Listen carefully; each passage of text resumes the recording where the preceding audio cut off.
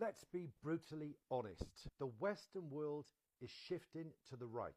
Not because people have suddenly become extremists, but because they're sick to the back teeth of being lied to, gaslit and ignored.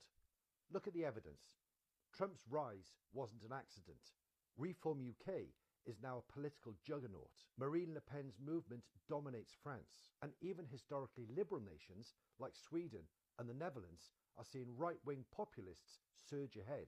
The media, the political elite and the so-called intellectual class want you to believe this is some kind of inexplicable outbreak of fascism. But let's call it what it is.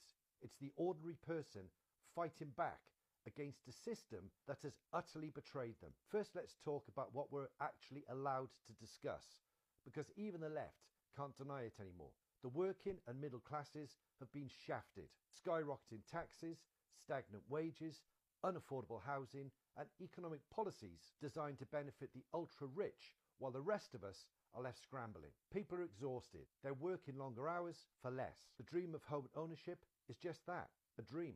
And yet, while Brits are struggling to pay the bills, billions are being thrown at foreign aid and pet projects that do absolutely nothing to help ordinary people. We're even paying for migrants to stay in 4-star hotels, while our own pensioners have to choose between heating and eating. And that brings us to the issue we're not allowed to talk about: cultural destruction, the real reason people are turning to the right. Let's be clear, economic hardship breeds resentment, but what really fuels the right-wing surge is the cultural war being waged against the people.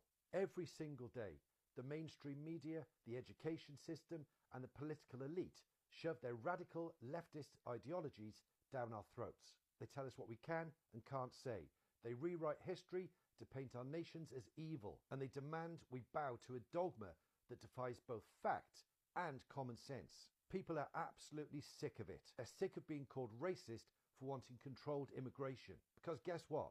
It's not racist to expect people who come to your country to integrate, respect the culture and contribute. It's not racist to say that mass unregulated migration puts an enormous strain on public services. They're sick of being told that gender is just a social construct, that biological reality is offensive, and that men can become women simply by declaring it so. They're sick of being told that their children should be indoctrinated into gender ideology before they even learn their times tables.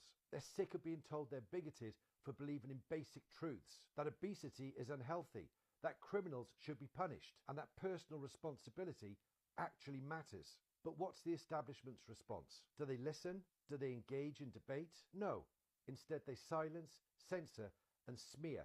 Anyone who dares question the narrative is a racist, a fascist, or some other convenient insult designed to shut down conversation. And yet, despite their best efforts, the right is winning. Why? Because when you tell people they can't talk about something, it doesn't stop them thinking about it. It makes them more determined. This is why the establishment is terrified. They've spent decades shaping a narrative, controlling the discourse, and shaming dissenters into submission. But the mask is slipping, and now finally, people are fighting back. The Western world is at a crossroads. Either we continue down the path of self-destruction, where truth is sacrificed at the altar of ideology, or we reclaim both common sense, national pride, and the right to speak freely. And make no mistake, the tide is turning. Let me know your thoughts in the comments, and follow for more news, views, and uncomfortable truths.